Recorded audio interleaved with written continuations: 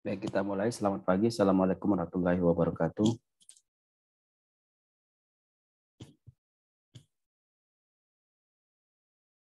Salam sejahtera bagi kita semua.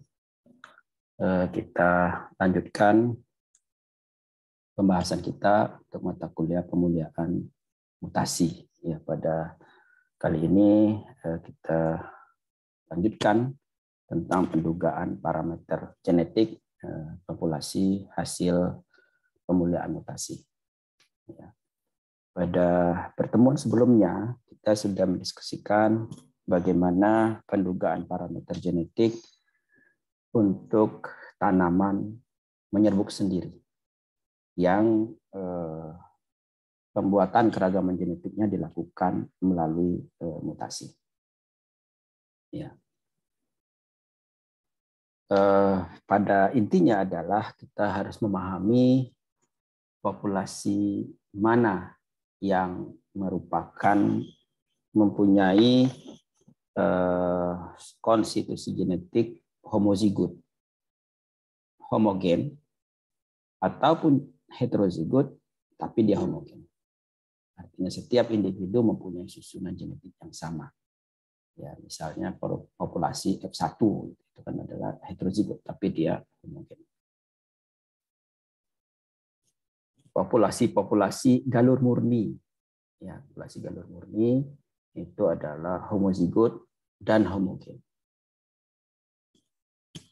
Nah, populasi yang demikian itu secara genetik akan sama. Setiap individu mempunyai susunan genetik yang sama. Sehingga jika ada perbedaan perform, penampilan di antara individu-individu tersebut, maka perbedaan-perbedaan tersebut bukan akibat dari perbedaan genetik. Perbedaan-perbedaan tersebut akibat dari perbedaan lingkungan. Lingkungan tumbuh, lingkungan mikro. Ya, karena secara genetik dia sama. Nah, oleh karena itu populasi yang demikian dapat digunakan untuk menduga ragam genetik. Karena perbedaan itu akibat dari ragam lingkungan. Ragam lingkungan. Karena perbedaan-perbedaan yang ada itu bukan akibat dari aksi gen, bukan akibat dari genetik, ya, tapi akibat dari peran lingkungan.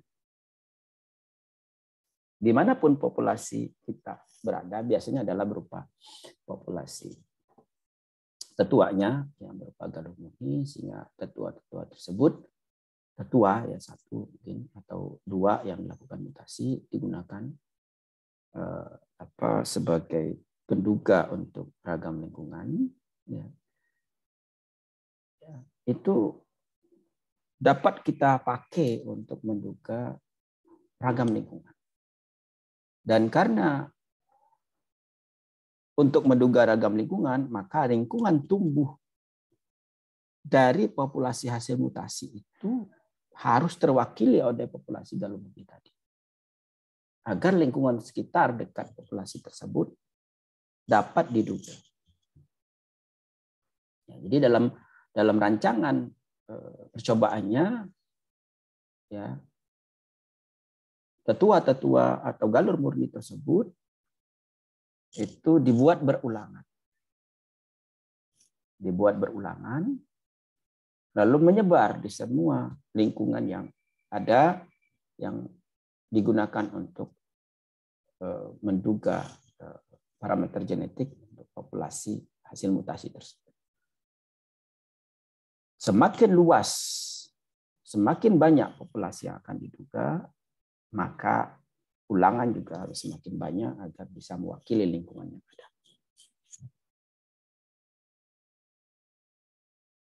3 ulangan, bagus saya kira untuk 200 tanaman, 200 individu. Tapi kalau sudah 500, sudah 1000, mungkin harus lebih dari 3 ulang. Ya. Agar betul-betul ya, lingkungan yang ada itu bisa diduga. Nah, Jadi pada minggu yang lalu juga saya sudah sampaikan juga bahwa pendugaan parameter genetik ini untuk karakter-karakter kuantitatif. Sehingga ada peran lingkungan di sana, ya, dalam mengekspresikan suatu fenotipe. Ada peran lingkungan, sehingga peran lingkungan harus kita duga. Nah, kemudian yang berikutnya adalah populasi bersegregasi, ya, populasi bersegregasi yang akan kita duga di bagian mana populasi bersegregasi itu. Bisa kita duga di F2, bisa kita duga di F3, bisa kita duga di F4 dan seterusnya. F5 kalau mulai di F5. Sehingga karena dia merupakan populasi bersegregasi, itu ada keragaman akibat genetik.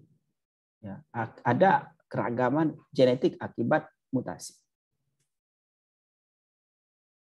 Nah, karena ada keragaman genetik dan kemudian tentu ada keragaman akibat dari lingkungan karena ditanam pada menyebar pada lahan yang berbeda-beda, lingkungan mikronya tentu, ya, dalam satu areal tentu lingkungan itu berbeda, maka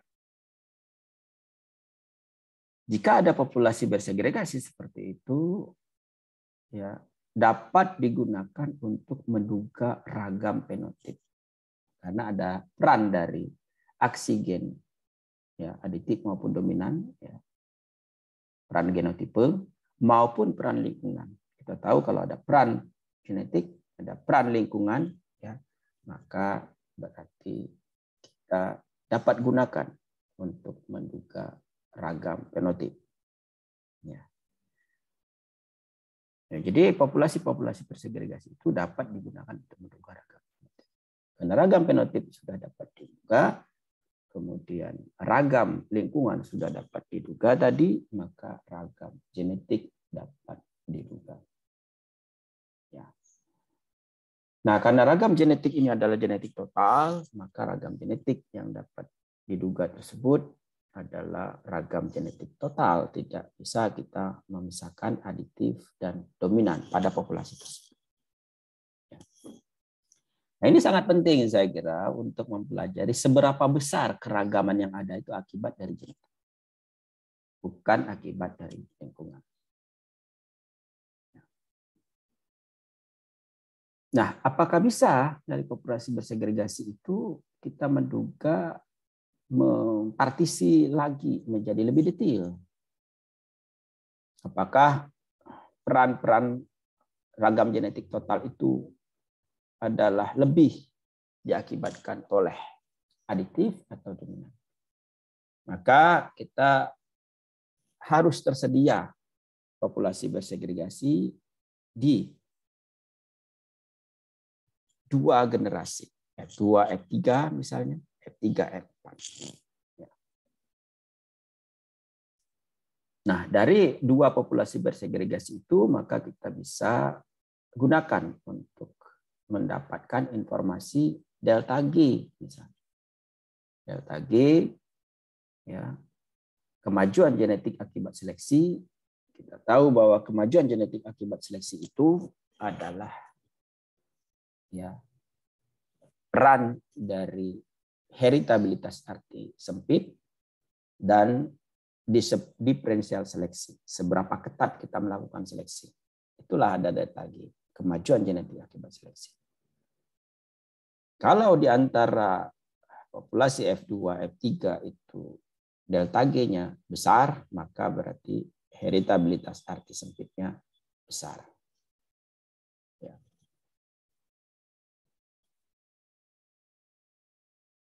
Jadi diseleksi kemudian ditanam pada generasi berikutnya, maka kita bisa menduga peran dari ragam, ya, aditif di situ. Bagaimana kalau tidak dilakukan seleksi, Pak? F2 tidak diseleksi langsung ke F3. F3 tidak seleksi langsung di F4. Tapi F2 dan F3 nanti kita tanam pada musim yang bersamaan. Maka dari F2 ke F3 itu kita bisa menggunakan regresi parent offspring. Ya, jadi kalau misalnya tidak kita lakukan seleksi, kita bisa menggunakan regresi parent offspring. Ya. Kalau kita lakukan seleksi, kita bisa menggunakan delta G. Kalau tidak lakukan seleksi, maka kita gunakan regresi parent offspring antara populasi F2 dan populasi F3. Tentu populasinya harus besar dua-duanya karena kita ingin menduga populasi. Kalau kecil nanti akan bias. Ya. Sebesar apa? Ya, minimal 200-300 tanaman ya di F2, lalu kemudian dari F2 itu dipanen semuanya, jadi campur, lalu kemudian ada wakil diambil secara acak ditanam pada generasi M3. Maka di generasi M3 itu kita bisa regresikan dengan M2 dengan catatan M2 ditanam kembali pada populasi yang pada lingkungan yang sama dan musim yang sama, sehingga peran lingkungan dan peran musim itu dapat kita minimalisir. Ya. Ada pertanyaan? Izin bertanya, Prof. Silakan, Mas Ade. Untuk tadi populasinya itu kan harus besar sebanyak 200 sampai 300 tanaman. Itu berarti, Prof, keseluruhannya atau misalnya untuk satu dosis aja gitu, Prof. Misalnya satu perlakuan gitu, Prof. Atau misalnya kalau kita punya 5 perlakuan, berarti secara tidak langsung jumlah total tanaman kita misalnya 1000 begitu, Prof. Ya, bagus ya kira pertanyaan Mas Ade. Ya, kadang kita tidak terlalu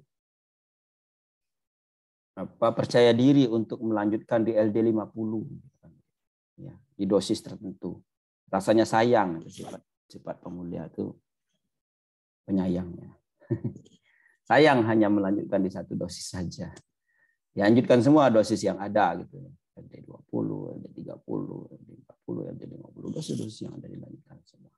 Ya, yang seharusnya kita hanya mengambil dosis LD 50 saja sehingga aman gitu ya. Nah, pada masing-masing dosis kita juga bisa untuk menduga parameter genetiknya, mana keragaman yang besar. Gitu ya. Kalau kita ingin cek ya misalnya LD 20, 30, 40, 50, apakah betul di LD 50 itu keragamannya besar dibandingkan LD 20? Atau sebaliknya kita bisa cek. Nah kalau oleh karena itu kita harus tanam juga di situ, tentu dengan penanaman yang agak terpisah. Maksud saya jangan sampai terjadi pencampuran pada persilangan begitu ya secara alami begitu ya, apalagi tanamannya intermediate. Nah, jadi kalau demikian maka sebaiknya 200 di masing-masing dosis sehingga ada 1000 tanaman sehingga kita bisa menduga ya masing-masing populasi. Kemudian nanti dari semuanya kita bisa rata-ratakan kalau misalnya ragam di antara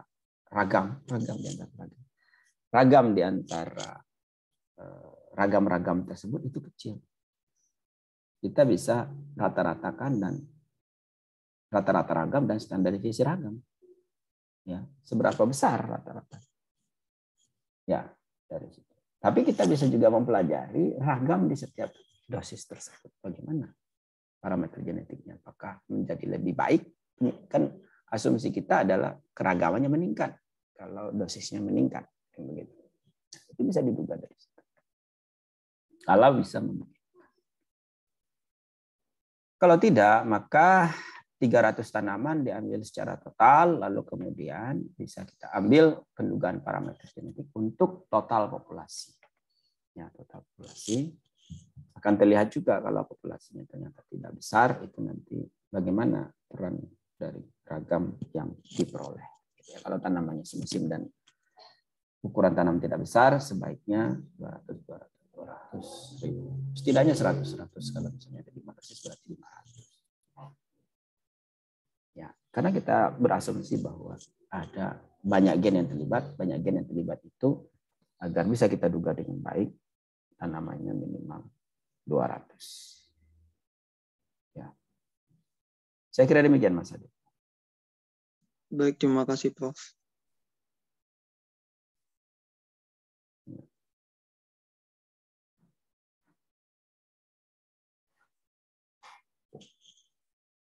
Ada lagi pertanyaan lain?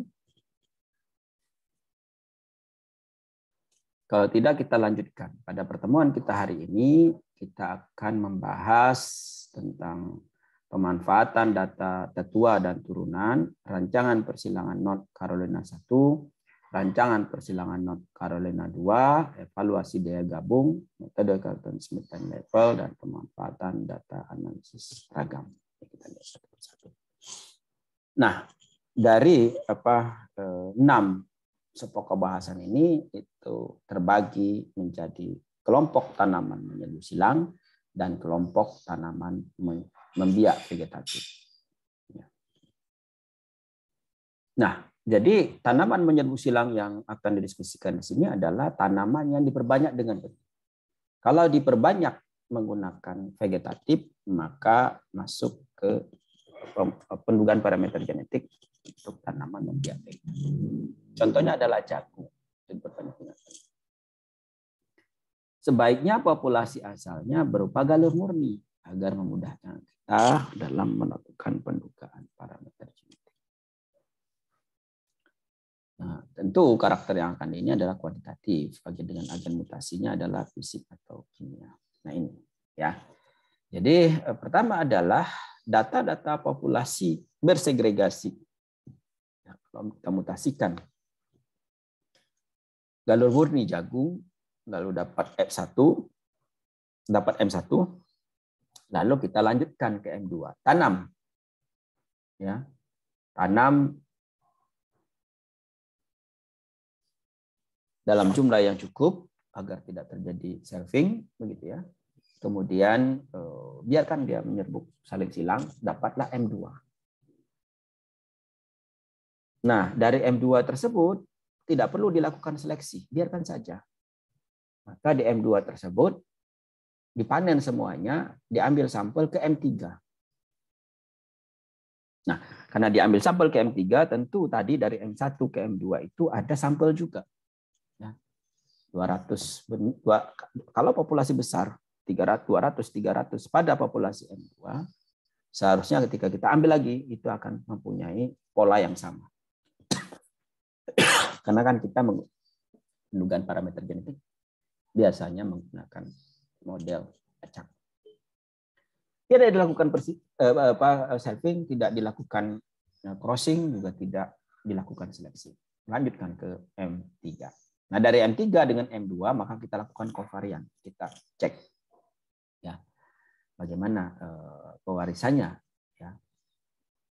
Jadi kita lakukan regresi antara tetua dan turunan. Tetua itu adalah M2, turunan adalah M3. Sehingga regresi tetua dan regresi turunan itu adalah regresi tetua dan turunan itu adalah regresi M3, M2 dengan M3. Sementara ragam di tetua itu adalah ragam M2. Nah, untuk tanaman menyerbu silang itu adalah heritabilitas arti sempit adalah 2 kali regresi kali 100%. Nah, tadi saya sampaikan juga untuk tanaman menyerbu sendiri bagaimana menggunakan regresi parent upstream. Itu adalah ya hasil regresinya, slope-nya B dikalikan 100%. Itulah heritabilitas arti sempit. Ya. Nah, jadi bisa kita cek bagaimana menghitung ini ya.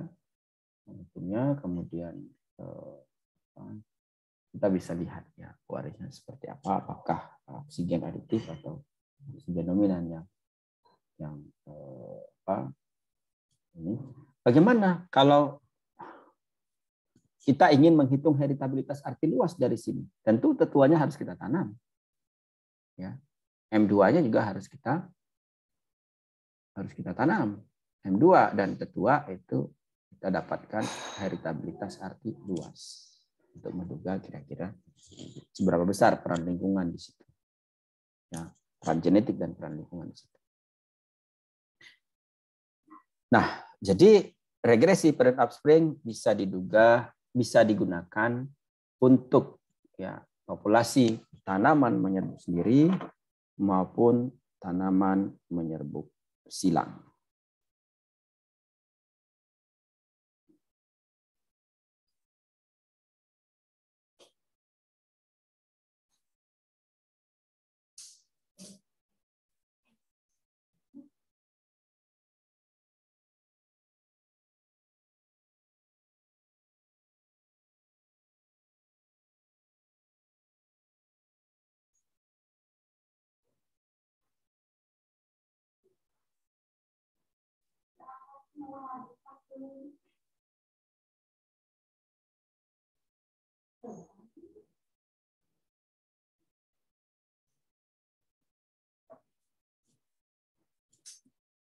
Ya, jadi bisa untuk tanaman menyerbu sendiri, bisa untuk tanaman menyerbu silang dengan catatan populasi itu tidak dilakukan seleksi.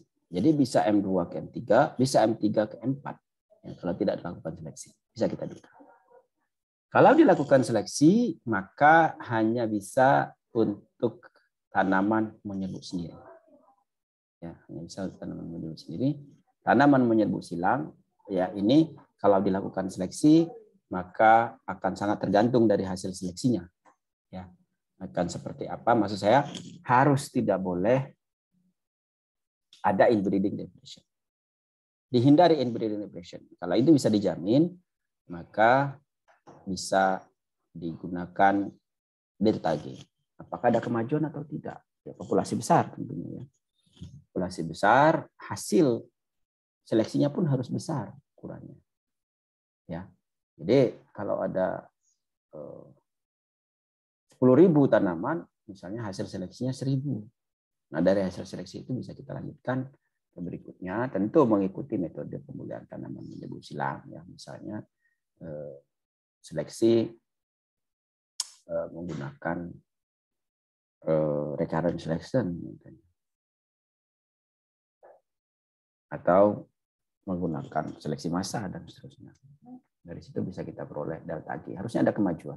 Ya, kalau tidak ada kemajuan berarti genetiknya tidak sesuai dengan apa yang kita harap.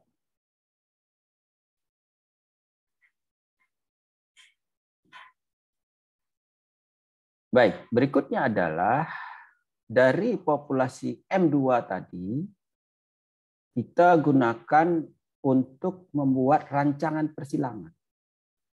Rancangan persilangan apakah itu North Carolina 1, North Carolina 2, North Carolina 3, ya, atau apa? Jadi ini adalah populasi bersegregasi. Populasi bersegregasi biasanya menggunakan rancangan North Carolina. Ini contohnya adalah North Carolina 1. Dari populasi M2 maka kita buat rancangan persilangan North Carolina 1. Ada yang sebagai betina, female ini ya.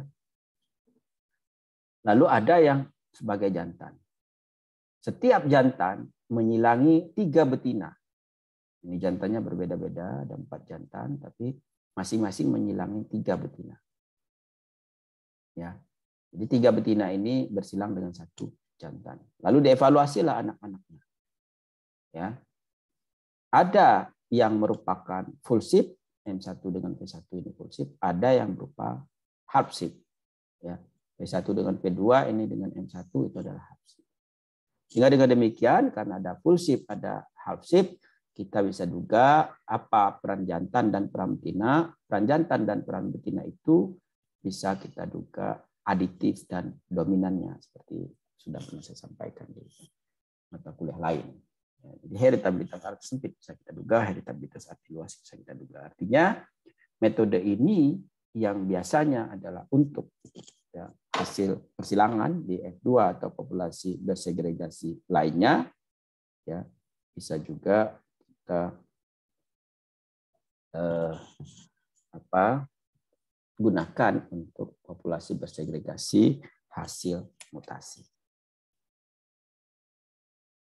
Termasuk juga North Carolina 2. Kita tahu North Carolina 2 itu adalah ada sekian betina disilangkan dengan sekian jantan. Biasanya North Carolina itu ada masalah kalau dia silang bolak-balik, ya, tidak bisa gitu ya. Jadi North Carolina 2 ini juga susah untuk jagung. Kalau untuk jagung berarti betinanya harus bisa disilangkan dengan jantan yang banyak. Biasanya tongkolnya berarti lebih dari 1.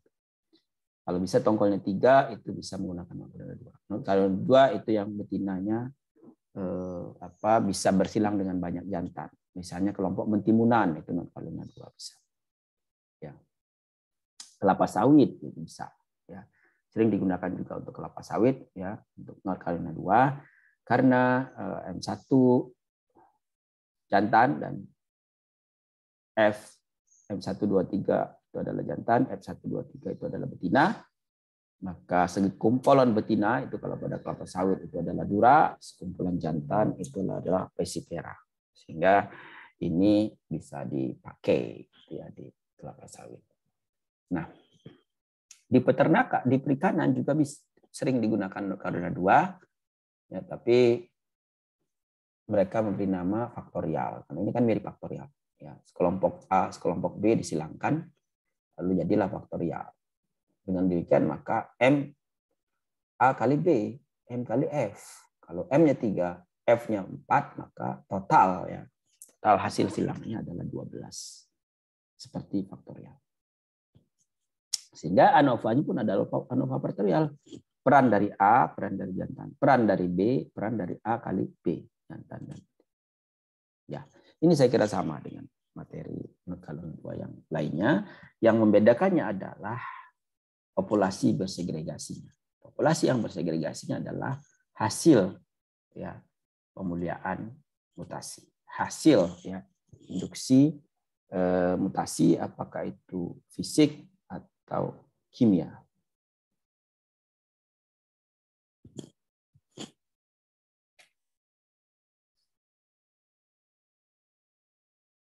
Sehingga kita bisa menduga ragam aditifnya seperti apa, ragam dominannya seperti apa, dan seterusnya. Nah, itu kalau populasi bersegregasi, artinya ada di M2. Ya, M2, M3. Jika kita sudah melakukan selfing, dapatlah populasi galur murni, maka kita bisa menggunakan analisis dialel atau line tester. Galur murni kita bisa menggunakan dialel atau line tester. Ya, karena dia sudah merupakan galur-galur homozigot. Sehingga kita bisa silangkan di antara itu, misalnya 5 tetua, 2 betina, 5 tetua jantan. Kita cek, kita lakukan menggunakan persilangan dialel penuh. Ya. 5 kali 5, 25, 5 kali 4, 20, 24 kombinasi ditambah 5 tetua. Maka kita bisa menduga kira-kira apa peran dari ragam aditif, peran dari ragam dominan, selain juga daya gabung. Ya, jadi populasinya sudah berupa galur. Populasi sudah berupa galur, maka saling silangan di antara mereka bisa menggunakan dialel 1, dialel 2, dialel 3, dialel 4, dialel parsial, maupun juga menggunakan line tester. Ya. Nah, jadi ini adalah ANOVA-nya. Saya kira ANOVA-nya sama saja, yang membedakan hanya ini. Lalu kita bisa menggunakan SCA, GCA gitu ya untuk menduga ragam aditif ragam dominan, dan bedanya adalah kalau kita menduga daya gabung itu adalah modelnya adalah model tetap. Kalau kita akan menduga heritabilitas, menduga peran ragam aditif, peran ragam dominan, modelnya adalah model acak. Model acak dan model tetap ini berbeda dalam pemanfaatan atau penggunaan dari ragam galat. Ragam galatnya ragam galat yang mana? Nah, itu akan berbeda kalau misalnya ternyata ragam galatnya berbeda yang dipakai untuk yang model aditif dan model acak dan model tetap. Pendugaan parameter genetik selalu kita menggunakan model acak. Ya. Sementara daya gabung atau juga uji lanjut untuk menentukan nilai tengah itu kita menggunakan model tetap. Ini yang harus Bapak Ibu pahami ya, model acak itu apa, model tetap itu apa. Model acak itu sesungguhnya populasi yang kita gunakan untuk menduga ya peran dari genetik untuk semua populasi yang ada. Ya, itu model acak. Model tetap hanya berlaku pada populasi tersebut. Jadi kalau nilai tengah kita bandingkan dengan nilai tengah satu dengan nilai tengah yang lain, ya, maka muncul ya, hasil analisisnya ya itu saja. Apakah dia lebih baik daripada nilai tengah yang lain, atau lebih buruk, atau terbaik, tergantung dari uji lanjutnya seperti apa. Bagaimana daya gabung di antara populasi-populasi yang dipakai. Nah, sementara model acak tidak terbatas pada itu, karena populasi-populasi itu adalah akan digunakan untuk menduga populasi yang lebih luas, sehingga kita tidak hanya menyatakan bahwa pada populasi itu nilai heritabilitasnya sekian, tapi sesungguhnya nilai heritabilitas untuk karakter adalah sekian. Misalnya seperti itu. Ada pertanyaan? Ya, Prof. Ya, silakan. Ya, terima kasih, Prof. Mau tanya tentang yang tadi yang nomor 2 dan 3 itu, antara NC1 dan NC2 itu, pemilihan betina dan jantan itu dasarnya apa nih? Karena yang NC1 itu kan ada yang M1 itu hanya P1, P2, P3. Kenapa tidak M1, P4, P5, P6? Apakah ada dasar dalam kita memilih sekelompok yang betina atau tidak? Kemudian selanjutnya yang apa namanya itu untuk yang NC2, apakah memang ada yang lebih dipentingkan? Misalnya kita mau memperbaiki yang betina sehingga betina itu semua disilangkan dengan jantan tertentu, atau kita mau melihat keunggulan jantan ini apakah bisa bagus semua jika disilangkan dengan kelompok betina ini. Terima kasih, Bro. Baik, makasih Mas Helvi. Ya, terus pertanyaannya bagus sekali. Yang lain mudah-mudahan kita ikut memperhatikan. Nah, pada rancangan North Carolina, model kita adalah model acak. Model kita model acak, sehingga tetua-tetua yang dipakai, apakah itu North Carolina 1, North Carolina 2, yang akan disilangkan ini dalam rancangan persilangan ini, bukan tetua yang di atas, ya maksud saya, bukan tetua galur mudi. Di M2 ini adalah dipilih secara acak. Tidak ada preferensi apapun juga di antara ini. Dipilih secara acak. P1, P2, P3 adalah populasi 1, populasi 2 yang diambil secara acak. Ya, yang kemudian disilangkan dengan tetua jantan yang sama. Tetua jantan pun diambil secara acak, tidak ada preferensi apapun. Kemampuan kita seberapa besar, itulah yang menentukan populasi dari masing-masing jantan dan betina. Di beberapa literatur mereka menggunakan 200 jantan dengan 200 betina dengan 5 jantan misalnya. Berarti 200 kali 5, 500 kombinasi persilangan. Nah, semampu apa kita melakukan itu? 500 kombinasi loh yang ditanam. Dan kemudian di 2 lokasi, di 2 lingkungan. Nah, bisa kita bayangkan berapa sumber daya yang dibutuhkan untuk itu. Nah, ketika kita sudah mulai ada preferensi, kayaknya tetua jantan ini saya akan ambil untuk memperbaiki jantan ini, maka tidak model acak lagi. Dia sudah mulai bergeser ke model tetap. Tidak bisa kita menggunakan model acak lagi karena sudah ada preferensi. Saya akan menggunakan ini dan memperbaiki ini. Nah, itu model tetap sudah, karena tetua itu yang dipakai. Jadi hati-hati memilih tetua ya. Kalau memilih tetua ada preferensi, maka itu akan jatuhnya adalah model tetap. Nah, kadang-kadang kan kita ingin memperbaiki karakter ini kayaknya tetuanya bagus, yang ini kita pilih. Nah, itu sebetulnya akan mengarah ke model tetap. Untuk mensiasatinya, kalau di alel biasanya kita ambil gen-gennya itu yang keragamannya tinggi. Artinya dari mulai tahan, sangat tahan, agak tahan, sampai paling rentan. Ini menduga bahwa dia memang populasinya adalah ingin menduga bahwa gennya secara acak begitu. Ya. Nah, di lain pihak kita juga ingin ada preferensi tetua-tetua yang mana yang punya daya gabung yang bagus, kan begitu biasanya. Jadi kadang-kadang kita ingin mengerjakan satu pekerjaan ingin dapat banyak. Sehingga muncullah daya gabung umum, daya gabung khusus dikombinasikan pendugaan parameter genetik yang modelnya berbeda.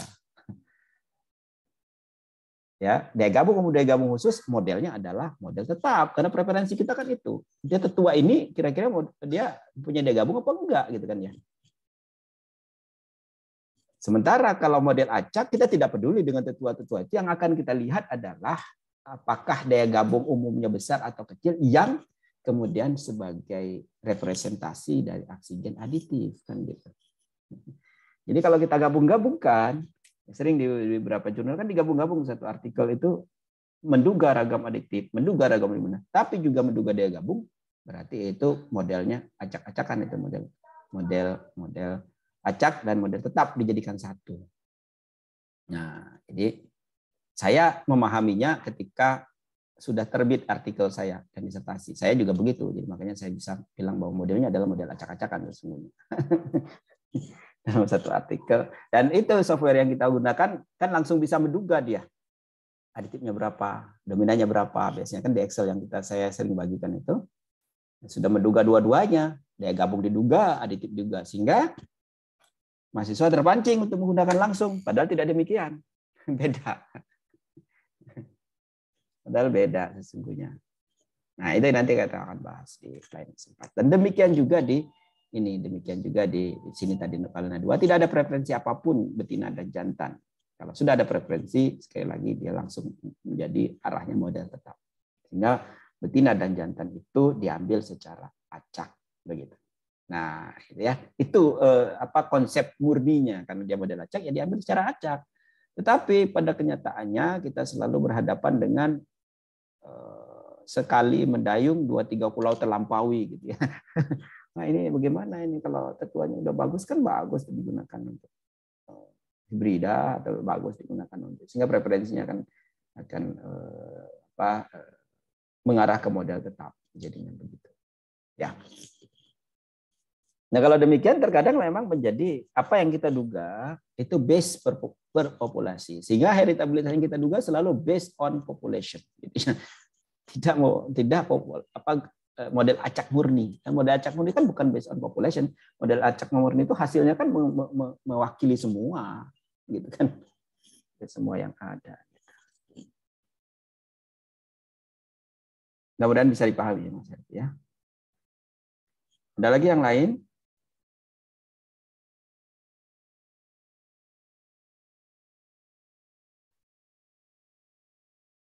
Berikutnya kita akan lihat untuk tanaman yang membiak vegetatif. Ada 2 kelompok, vegetatif fakultatif dan vegetatif obligat. Jadi kemudian nanti saya akan bahas juga minggu berikutnya. Ya. Nah, vegetatif fakultatif ini bisa menghasilkan biji, tetapi kebanyakan vegetatif lebih disukai karena berbagai alasan. Ya, anggrek, misalnya mangga, karet. Anggrek itu sulit untuk generatif kalau tidak menggunakan jaringan. Mangga dan karet kalau generatif akan beragam rupa, sehingga vegetatif yang dipilih dan juga ada arah agar dia cepat berbuah. Yang berikutnya obligat, memang tanaman itu tidak bisa perbanyak menggunakan biji, tidak bisa bersilang, ya. Misalnya manggis, pisang gitu tidak bisa bersilang. Manggis ada bijinya tapi bukan hasil persilangan. Ya, pisang yang tidak bisa bersilang adalah pisang triploid. Nah, sehingga klon 1 itu kita induksi mutasi menjadi M1. Ya. M1 diseleksi di antara individu kelompok klon menjadi klon 2. M1, P1, M1, P2, M1, P3, apakah ke arah sana, atau M1, M2 kemudian diseleksi menjadi klon unggul, misalnya seperti itu. Mana yang kita gunakan? Beda antara yang vegetatif obligat dan vegetatif fakultatif. Nah, metode yang dipakai adalah salah satunya metode Kelton, Smith and Level 1952, di mana memanfaatkan informasi ragam yang belum dilakukan mutasi dan ragam S1. Ya.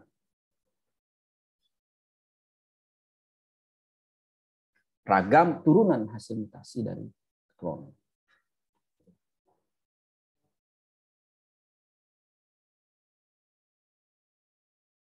Misalnya pada anggrek, ya.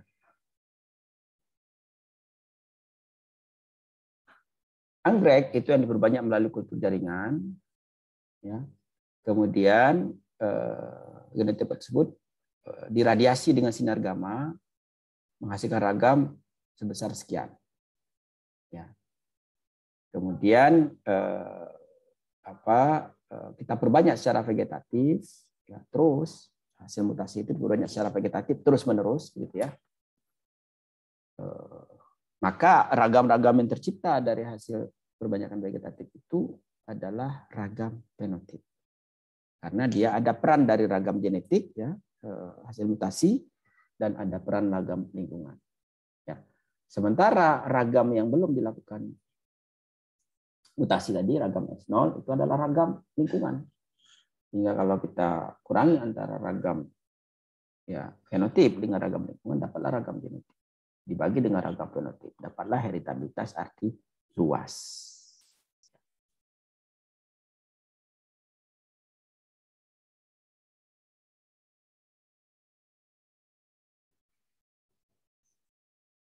Nah, Pak, bagaimana kalau kita lakukan mutasi, gitu ya.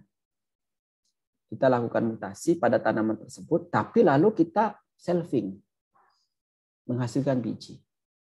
Nah, ya, jadi berarti ada, kalau kita selfing, kita tahu anggrek itu adalah tanaman menyeduh silang yang diperbanyak secara vegetatif. Kalau kita ingin lakukan selfing, maka tetua-tetua yang tidak dilakukan mutasi selfing juga. Karena berarti dia ada keragaman genetik akibat dari heterozigositas yang ada pada tanaman tersebut dan keragaman lingkungan. Keragaman heterozigositas akibat dari heterozigositas dan keragaman lingkungan. Sementara yang dilakukan mutasi lalu di selfing, ada segregasi akibat mutasi, ada segregasi akibat dari heterozigositas, dan ada keragaman lingkungan. Nah, kalau kita kurangi kan yang segregasi akibat dari lingkungan, genetik dan perbedaan akibat dari lingkungan akan hilang, akan habis menjadi nol karena dikurangi kan ya. Maka yang tersisa adalah segregasi akibat hasil mutasi.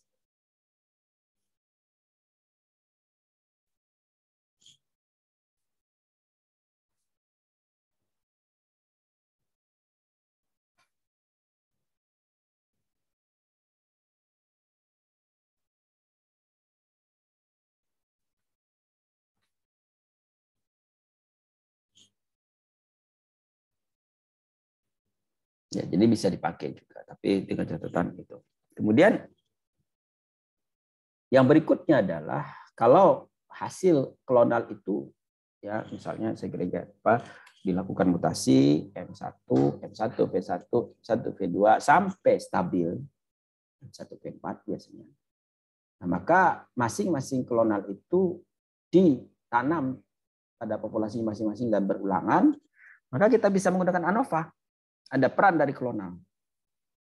Ada peran dari klonal dan ada peran dari galat, sehingga kita bisa menduga, ya, heritabilitas arti luas itu adalah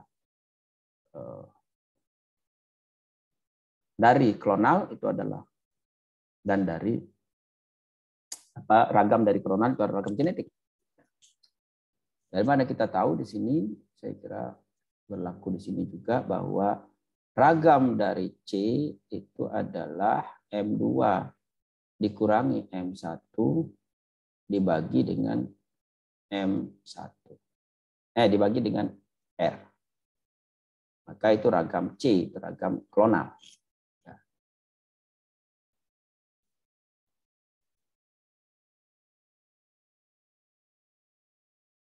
Ini contohnya, ya. Jadi ada proses mencari ragam klonal itu di mana ragam kuadrat tengah ragam M2 kuadrat tengah M2 dikurangi M1 dibagi dengan R. Ya. Nah, jadi kita bisa menduga, Pak, apakah tanaman membiak vegetatif ini perlu kita partisi lagi peran dari ragam aditif dan dominan? Tidak perlu. Tidak diperlukan karena kita tidak dilanjutkan dengan benih. Kalau dilanjutkan, kita tidak lakukan seleksi untuk benih. Mau dia aditif, mau dominan, tidak ada masalah. Yang penting adalah bahwa perubahan genetik itu akibat dari mutasi. Itu yang kita ingin duga. Jadi ragam genetik total saja. Ya.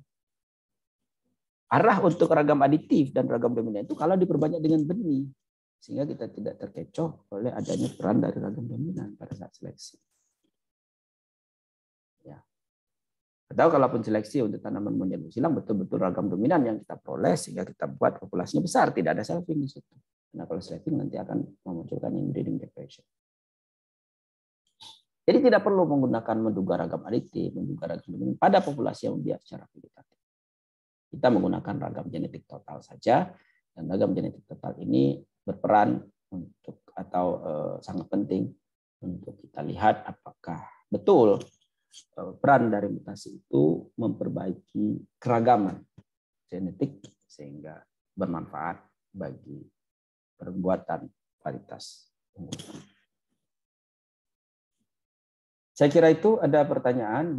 Saya kira ada beberapa poin penting yang nanti Anda bisa replikasikan pada populasi-populasi menyerbu silang dan membiak vegetatif, tidak terbatas hanya pada dua rumus itu saja. Mungkin saja ada yang lain. Silakan, tapi intinya harus ada yang digunakan untuk menduga ragam fenotip, ragam genetik, ragam lingkungan, gitu ya, sehingga kita bisa memperoleh heritabilitas arti luas. Ada pertanyaan?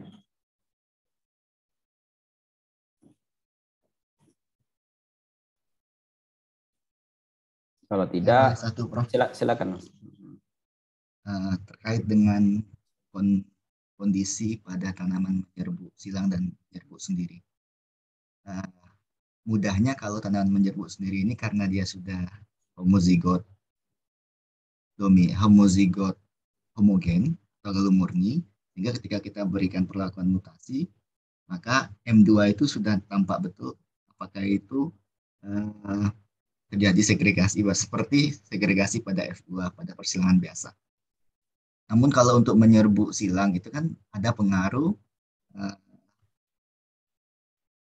karena dia heterozigot, pengaruh segregasi bukan akibat dari mutasi. Tapi kalau seandainya itu posisinya pada heirloom atau tanaman menyerbuk silang, tetapi dia diperbanyak dengan benih, tetapi kalau dilihat dia tidak ada keragaman pada tampilannya, apakah itu bisa kita samakan perlakuannya dengan populasi homozigot homogen galur murni itu, untuk langsung menduga seperti yang pada populasi tanaman menyerbuk sendiri. Terima kasih, Prof. Baik, ya makasih Mas Selvi atas pertanyaannya. Jadi awal tadi saya sampaikan untuk tanaman menyerbuk silang bahwa kondisi ideal adalah populasinya berupa galur murni. Tanaman menyerbuk silang tapi berupa galur murni agar kita menduga kira-kira perbedaan-perbedaan yang ada akibat dari adanya agen mutasi yang kita berikan atau akibat dari kemudahan mutasi yang kita berikan. Jadi keragaman genetik, dugaan parameter genetik itu bisa kita dapat duga dengan baik. Namun demikian, terkadang populasinya tidak mudah untuk kita dapat galur murni untuk tanaman menyerbuk silang. Itu yang pertama. Ya, perlu waktu lama, terutama kita yang belum terlalu lama berkecimpung ya, menggunakan tanaman itu dalam pemeliharaan. Tentu kita belum punya galur murni. Yang pertama. Yang kedua, karakteristik dari galur murni tanaman menyerbuk silang sebagian besar ada inbreeding depression. Figurnya tidak bagus. Sehingga kalau kita dera dengan mutasi, tambah jelek dia. Bahkan tidak hidup sama sekali. Nah, itu permasalahannya. Ya, jadi boro-boro kita meningkatkan keragaman, malah tidak dapat sesuatu yang bagus. Karena dia berupa galur murni, dan kemudian kita mutasikan, malah tambah jelek, sehingga kita menyebabkan kita tidak dapat sama sekali atau menjadi pesimis. Ini akan dapat apa nanti? Dan nanti ketika dilakukan crossing di antara mereka kan muncul heterosis F1. Yang kita inginkan kan F1 ya, Bapak Ibu sekalian, di pemulihan kan kita sampaikan bahwa tanaman menyerbuk silang, maka varietasnya berupa F1. Bukan hasil mutasi itu kita jadikan varietas. Bukan. Dia adalah langkah awal untuk menciptakan keragaman, kemudian dilakukan selfing, dapatlah galur murni untuk kita jadikan varietas hibrida. Gitu. Ya, sukses story untuk tanaman menyerbuk silang hasil mutasi itu adalah jagung manis, tentu itu kan mutasi dulunya, manisannya itu. Ya. Nah, jadi itu tidak mudah. Maka kalau kita akan menggunakan populasi bersegregasi, maka populasi bersegregasi itu harus juga dapat kita ulang penanamannya. Ya, dapat kita ulang penanamannya untuk menduga tadi Ya, kalau kita ingin dia sebagai kontrol, berarti kan nanti dikurangi dengan populasi itu sehingga ragam genetiknya bisa muncul, karena ragam genetik akibat dari segregasi bisa kita kurangi tadi. Jadi populasi bersegregasi itu harus bisa diulang kembali ditanam pada musim berikutnya. Ya, itu. Pada musim berikutnya. Atau kalau kita misalnya melakukan pada F1 gitu ya. Pada F1. Maka kita tidak bisa menggunakan F1-nya. Langsung, karena F1-nya nanti akan seragam. Kita harus menggunakan F2-nya, kita selfing. Jadi M2 nanti hasil mutasi adalah akibat dari segregasi dan mutasi plus lingkungan.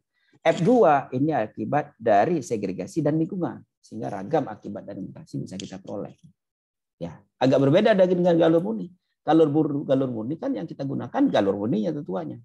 Tapi kalau sekarang F1 yang kita lakukan mutasi, kita tidak gunakan F1-nya. Kita harus selfing juga. Sehingga terjadi segregasi juga dia bagian sebelah situ. Nah, ini yang harus dicermati betul-betul, jangan sampai keliru. Kalau kita menggunakan F1-nya bahaya, nanti keragamnya nggak ada di situ. Maka keragaman akibat dari segregasi dan akibat dari mutasi bercampur nantinya DM2. Ya, kalau kita menggunakan F1. Kalau kita bisa menggunakan F2 lalu kita radiasi, ya keragaman F2 kan sudah mulai beragam gitu. Maka cadangan F2-nya harus ada. Ya, F2-nya karena saya katakan tadi kalau populasi besar pola dari F2 itu bisa kita duga. Pola yang kita ingin cari kan ya. Sehingga kita bisa tanam kembali dari F2 itu meskipun bukan F2 yang kita lakukan radiasi. Karena kan F2 itu kan sifatnya individual. Kalau F2 satu individu diradiasi kan tidak bisa diulang lagi dia. Tapi perform dari pola F2-nya bisa kita ambil dari populasi besar dari F2 sampelnya. Gitu. Jadi keragaman genetik di populasi F2 itu bisa kita duga dari populasi lainnya. Karena kalau sama-sama populasi besar, seharusnya mempunyai perform yang sama. Demikian. Ada lagi yang lain?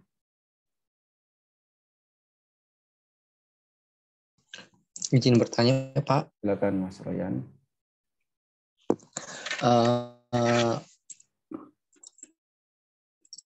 Untuk di bagian pemuliaan tanaman perkebunan, apakah penerapan F1 itu bisa langsung dari hasil iradiasinya atau tidak ya, Prof? Kalau untuk tanaman perkebunan, karena di bagian lab biotek kami masih melakukan induksi mutasi menggunakan colchicine, itu sepertinya tujuan akhirnya itu langsung akan dilepas. Apakah itu bisa atau tidak ya, Pak? Seperti itu. Baik, makasih Mas Royan atas pertanyaannya. Tanaman tahunan memang selalu tidak mudah. Ya. Nah, jika tanaman tahunan itu akan diperbanyak secara vegetatif, ya, maka kita perlakukan vegetatif, diradiasi, lalu M1, P1, dan bagaimana seterusnya, sehingga dapatlah varietas hasil mutasi. Bukan langkah awal untuk membentuk. Tidak ada lagi. Pokoknya final nanti adalah diperbanyak secara vegetatif. Nah, jika diperbanyak dengan benih, nah ini, jika diperbanyak dengan benih, ya, maka keragaman yang ada itu dibuat ya dari mutasi itu yang menjadi concern kita adalah karakter-karakter yang menjadi penciri varietas itu harus ada. Kita tahu bahwa tanaman yang bersari bebas, ya, tanaman varietas bersari bebas itu heterozigot heterogen memang, tapi ada karakteristik utama. Misalnya kelapa genjah, genjahnya seperti apa, rasa manisnya seperti apa. Itu yang utama. Yang lain-lain mungkin agak beragam, tidak ada masalah. Tapi mutasinya akibat dari itu menyebabkan misalnya kelapanya adalah kopior. Nah, gitu ya. Kopiornya yang kita tonjolkan karena ada keseragaman di kopior. Penampilan-penampilan lainnya bisa saja tidak seragam. Ya, ciri dari varietasnya adalah kopior atau kopior plus rasa pandan misalnya. Akibat dari mutasi muncul seperti itu, ya. keragaman-keragaman lainnya asal tidak terlalu mengganggu, misalnya begini, terlalu mengganggu itu begini. Kelapa genjah dilakukan mutasi, kemudian muncul menjadi kelapa genjah yang tadi kopior dan rasa pandan, tapi lalu muncul kelapa dalam, umurnya panjang dan sebagainya, tidak bisa dipakai itu. Kita tetap harus melakukan seleksi untuk populasi-populasi yang mempunyai karakteristik yang sama. Ya, punya karakteristik yang sama. Nah, jadi bisa jadi karakter-karakternya tidak perlu diduga parameter genetiknya. Kalau misalnya ternyata tidak optimal, kita observasi bisa. Ya, jadi mutan-mutannya itu adalah hasil observasi, sudah ada perbedaan dengan yang lain, bisa dibedakan dengan jelas, begitu ya. Maka itu bisa dipakai dari situ final. Dari situ yang penting adalah ada penciri dari varietas yang berbeda dengan sebelumnya, yang merupakan keunggulan yang seragam dari karakteristik tersebut. Yang lain tidak terlalu seragam, tidak apa-apa, karena ini adalah varietas bersari bebas. Demikian Mas Royan. Boleh menanyakan lagi, Prof? Silakan. Berarti ini nanti yang dilepasnya itu per individu ya, Prof? Misalkan jika diperbanyak menggunakan vegetatif, berarti misalkan kelapa genjah, misalkan tanaman satu yang diradiasi 50 gray, menggunakan dosis misalkan 0,5%, itu nanti dilepas satu aja, kemudian diperbanyak atau bagaimana ya, Prof? Kalau diperbanyak secara vegetatif, selalu kita melepas itu kalau hasil pemulihan tidak satu. Kalau satu itu biasanya observasi, bukan hasil pemulihan. Satu individu tanaman itu lepas. Ya. Hasil pemulihan selalu populasi jadinya. Ya. Nah, jadi kalaupun satu individu tadinya, maka dari satu individu itu diperbanyak secara vegetatif menunjukkan populasinya. Apakah itu dengan kultur jaringan? Kalau kelapa kan berarti vegetatif ini kultur jaringan. Maka itu yang diperbanyak berupa populasi. Walaupun tadinya berasal dari satu individu.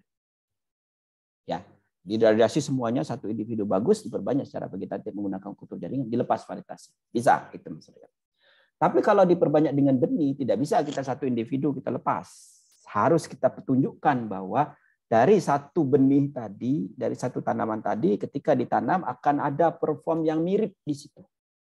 Populasi yang mirip, yang kemudian diuji berkali-kali di beberapa lokasi akan tetap mirip perform tersebut, yang lain tidak mirip, nggak apa-apa. Namanya varietas bersari bebas. Ya, jadi tidak based on individu, ya Mas Royan. Varietas kecuali observasi. Baik, terima kasih Pak. Ada lagi yang lain? Kalau tidak ada, ya cukupkan sampai di sini. Ya, Bu Iis, jatah saya 2 kali pertemuan sudah cukup. Ya, nanti saya serahkan kepada Bu Iis lagi. Ya, silakan komitinya mengingatkan siapa yang akan mengisi pada pertemuan berikutnya. Ya, Bu Iis sudah menyampaikan, saya kira agendanya. Kita ketemu lagi di lain mata kuliah, tentu ketemu juga di ujian. Terima kasih atas perhatian Anda. Mohon maaf kalau ada kurangan. Assalamualaikum warahmatullahi wabarakatuh. Waalaikumsalam warahmatullahi wabarakatuh. Terima kasih banyak. Terima kasih Bu Is. Boleh sebentar barangkali Bu Mawi mau memberi pengumuman untuk praktikumnya. Bu Mawi, mangga. Silakan. Jumlahnya ya Pak Syukur. Ya, terima kasih. Mohon maaf saya off cam sedang kesana kesini persiapan menuju ke sana Pak ke ATP. Baik, terima kasih Bapak dan Ibu. Saya akan menyampaikan untuk agenda praktikum hari ini. Kita akan isi dengan kegiatan mandiri berkaitan dengan pengolahan data masing-masing kelompok, kemudian persiapan penyusunan laporannya, dan juga masing-masing juga perlu menyiapkan untuk presentasi begitu ya di minggu depan.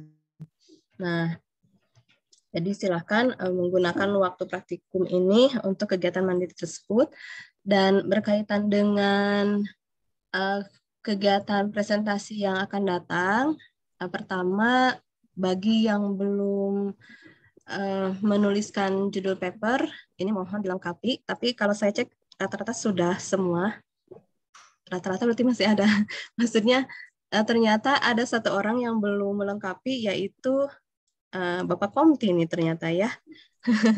Kelihatannya mungkin sudah begitu, tapi kemudian yang ada itu adalah chatnya Bu Iis begitu. Kayaknya ketimpa gitu mungkin Ibu. Jadi ketika saya hapus judul papernya Ade juga tidak ada. Nah itu mohon dilengkapi ya Ade.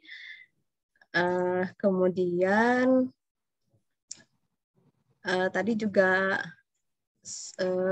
ya komite sudah mengusulkan untuk urutan presenternya. Nah, nanti sudah ada presenternya, urutannya nanti mungkin akan disampaikan di minggu depan saja begitu.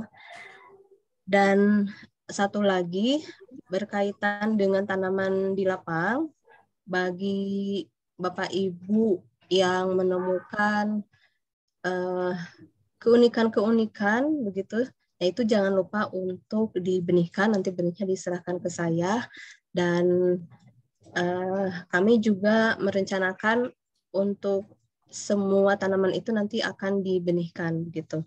Nah untuk kelompok barangkali jangan lupa untuk mencermati kembali begitu kalau ada yang unik-unik itu jangan sampai terlewat begitu mungkin. Ya, barangkali ada yang mau ditanyakan dulu.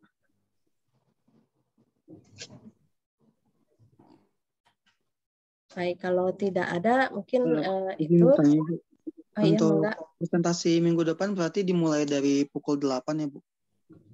Nah, bagaimana Bu Is? Minggu depan itu tanggal berapa ya? Minggu depan itu tanggal 1. Tanggal 1 ya. Nah, tanggal 1 itu saya tuh ternyata ngajar yang kelas bahasa Inggris jam 8 sampai 9.40. Berarti kita mulai jam 10 aja kali ya? 10, iya. Berarti kan akan menggunakan waktu praktikum. Iya. Iya. Tadinya tuh saya mau kuliah dan praktikum disatukan biar habis gitu. Tapi ternyata saya ngajar. Aduh, dapat jam ngajar. Jadi jam 10 aja, terus kita nanti kalau misalnya nggak selesai, kok minggu depan tuh kuliah terakhir bukan ya? Minggu depan itu terakhir, Bu. Ya, sebenarnya ada jadwal Bu Iis ya, yang sharing itu Bu. Oh, yang success story ya? Success story. Tapi kan sebenarnya Ibu kan waktunya itu bukan kita pakai, waktu kuliah itu kan hanya digeser. Jadi kita punya jatah kuliah dan praktikum begitu. Ya. Kalau gitu nanti minggu depan kan nggak ada yang kuliah jam 10 kan ya? Jadi kita pakai aja jam 10 dan jam praktikum. Nanti minggu depannya baru yang saya kuliah itu ya. Ya, mohon gitu Bu. Kuliahnya 2 kali pertemuan lagi, Bu? Iya, jadi minggu depan mulainya jam 10. Kita isi dengan itu, dengan apa? Presentasi. Presentasi aja dulu. Nanti minggu depannya lagi baru yang success story plus presentasi sisa gitu ya. Oh, jadi 2 kali lagi ya Bu ya? Iya kan 2 kali lagi kan? 2 kali lagi. Hari ini pertemuan ke-12. Oh, ya betul. Jadi karena kita kemarin itu ya, harusnya Rabu masuk kan mundur 1 minggu ya. Oh iya benar. Saya juga sampai tanggal 8 tuh masih ngajar. Oke nih, jadi gitu ya.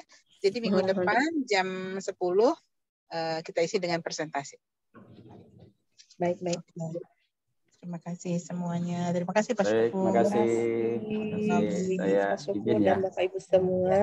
Mohon Dan saya meeting juga for all izin. ya. Terima kasih. Ya, mohon Bapak.